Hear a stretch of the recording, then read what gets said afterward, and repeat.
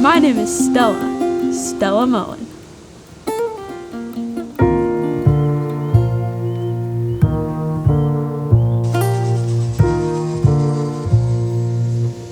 This would be my first work trip with my dad to northern British Columbia. I've heard about amazing places all over the world that my dad has filmed, and now I get to be the angler on camera. Now it's my turn.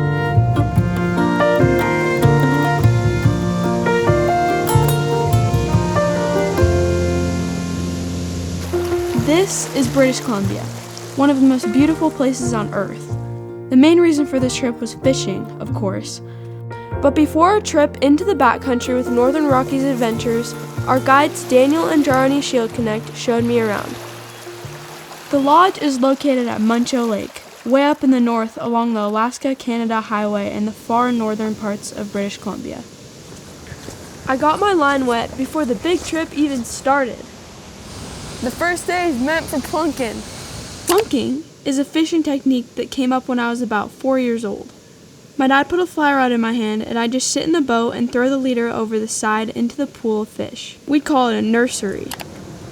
Every time you drop a fly down, you'd get a bite. During the first couple days in the Rockies, we got to explore the area.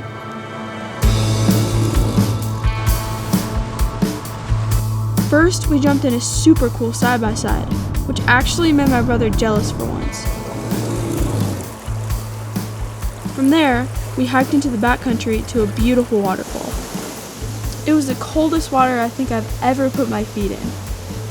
I caught my first bull trout here, and I tolerated the freezing water from my dad's filming pretty well. It was so cold I was losing my mind, but it was so beautiful that I just wanted to stay in and keep catching fish. On the way back, we got to soak in a natural hot spring. This trip would be more than just fishing. It would be a huge adventure in the Canadian wilderness with my dad.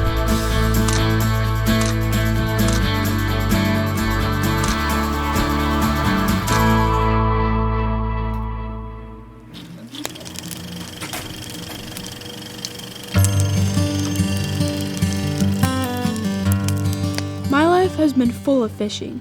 My brother and I aren't new to the sport, if you know what I mean. I can't remember the very first time I went fishing. It seems like I've always done it. It's been a part of my life forever.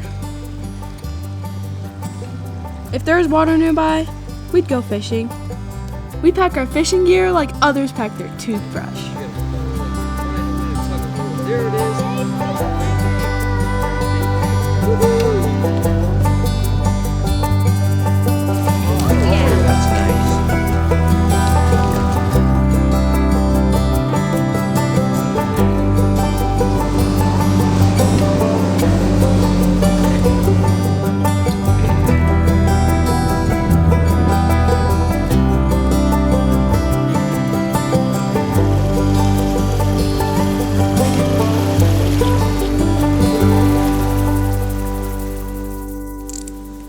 Back to my story.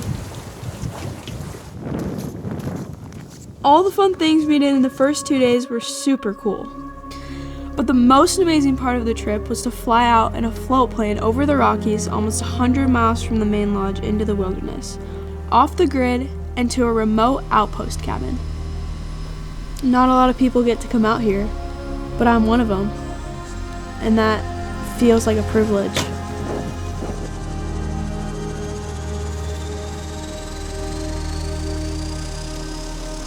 It's getting away from people and away from the buzz of phones and screens.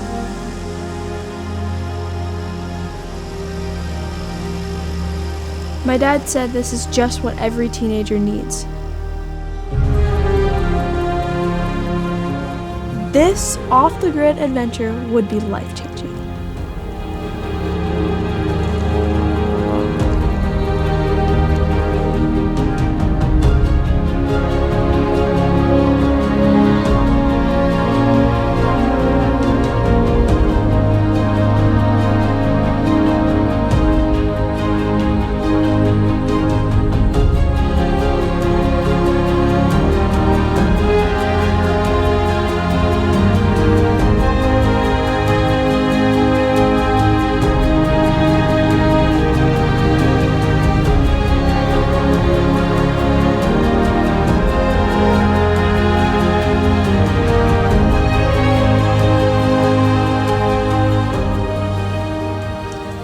We traveled into the outpost with our guide Daniel and his dad Ors piloting the plane. Ors and the lodge crew helped us unload our gear at the outpost cabin. We were accompanied by Jim, the mountain man from Vancouver, Daniel, our guide, and his buddy Sasha from Switzerland. What do you think? This is great. It's nice. I don't know how that cabin's gonna sleep 6 people. Look at that thing.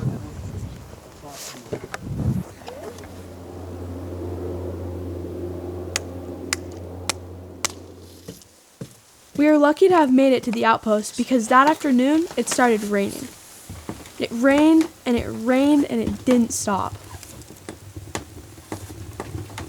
We unpacked our gear and spent the evening in front of the fire resting up for the big fishing day ahead. We were hoping the next day that the weather would clear up so we could really get into the fish. And guess what? We woke up to more rain. It rained and it rained and it rained. So what do you do when you're stuck in a tiny outpost cabin? You go fishing. Hoping for big lake trout and big grayling, big fish, and good takes. And not plunking. Plunking's fun, but yeah.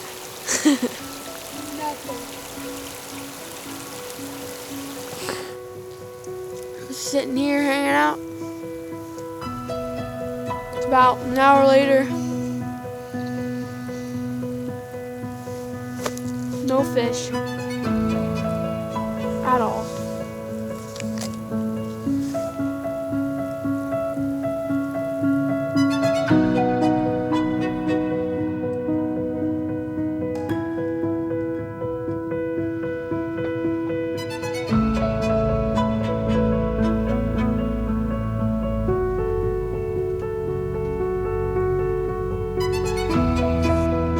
Fish on.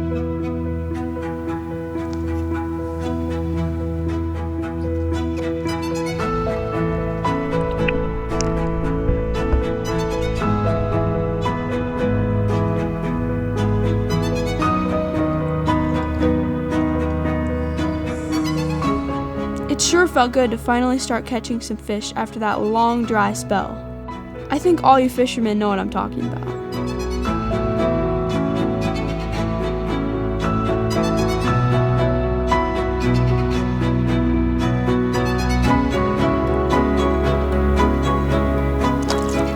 This is the best day of my life. Are you kidding me right now? Okay, let's catch another one.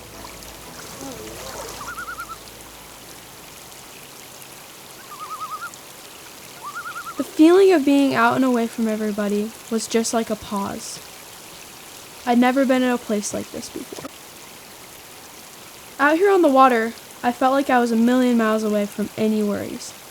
I could hear the raindrops hitting the surface of the lake, the wind across the water, and the loons calling each other. We had another full day of rain. I think I finally figured out why my dad has to have so much patience. This was a waiting game.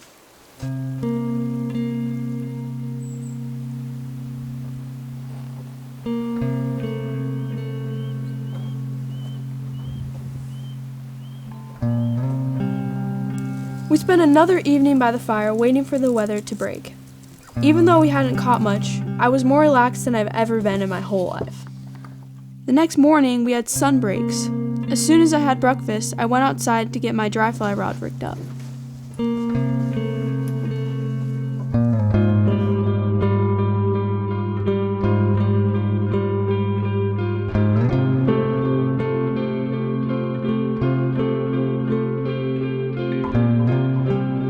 We headed out for the lake's far end. Daniel said if the air temperature warms up, there would be a good chance for hatch of mayflies and caddis.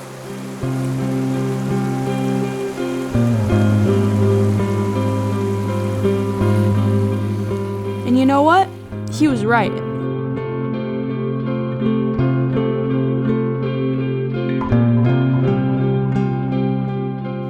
It was almost like it was a dream come true. This is exactly what I've been hoping for. You coming?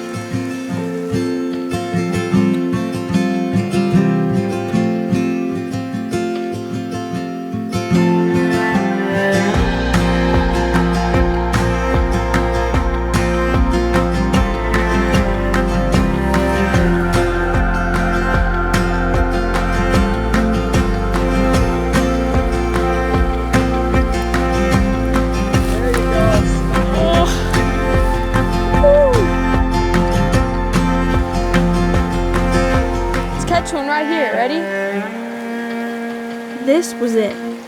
We hit the hatch just perfectly. Daniel, our guide, nailed it. Oh, there's no way. Just eat it.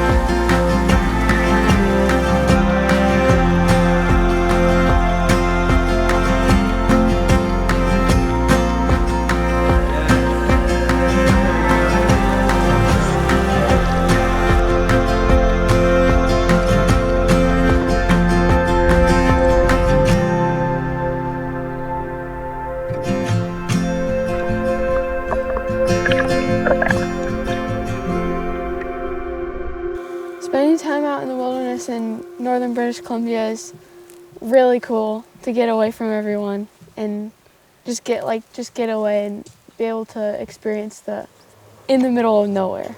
That's pretty cool. It was time to move on from the outpost. We were picked up and flew to a different backcountry lake. This time, our target was pike. I never fished pike before, but what I do know is that when my dad talks about pike, he mentions big teeth and jaw spreaders. This part of the trip was cool because I was prepared with some special pike flies from my grandma. When I told Mimi I'd be fishing for pike, she gave me a Ziploc bag full of pike streamers that she tied more than 20 years ago.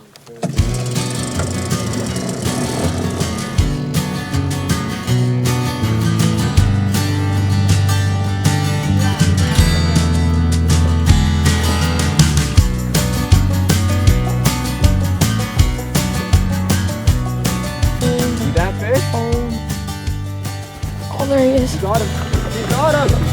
It's a shark.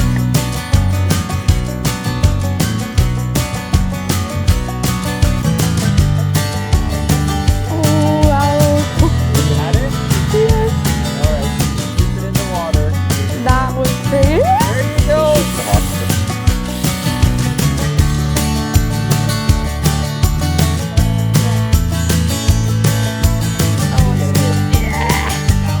That one's bigger, Stella. Oh.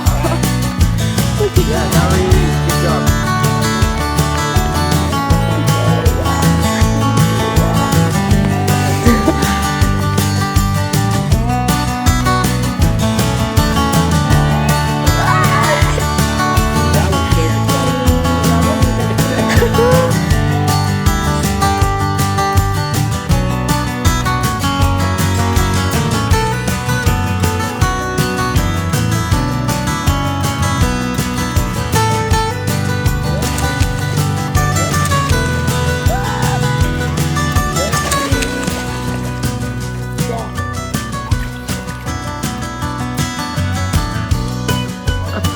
There he is. He's on. Another full afternoon of rain. We were soaking wet. Oh my. Oh, Stella. Todd, video time. We got a pike on pike. And the most amazing thing happened. Right at the end of my rod tip. There's no way. What do I do? So pretty much I got the little guy and I was like reeling him in. I was like, oh, nice. And then he was like right there. We were about to net him. And then the big one came up, chomped his head. So what do we do now? Watch this. He's not going to care about this net because he has dinner here. Oh 2 pike in 1. my gosh. That's a lot of pike you got.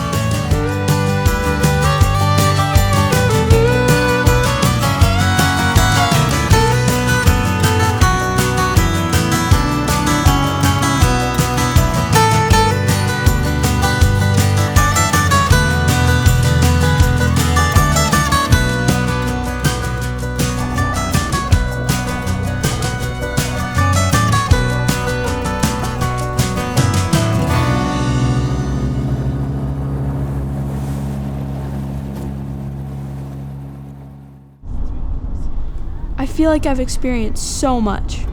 This was my first time really being off the grid in the wilderness. Wet. Very wet. There you go.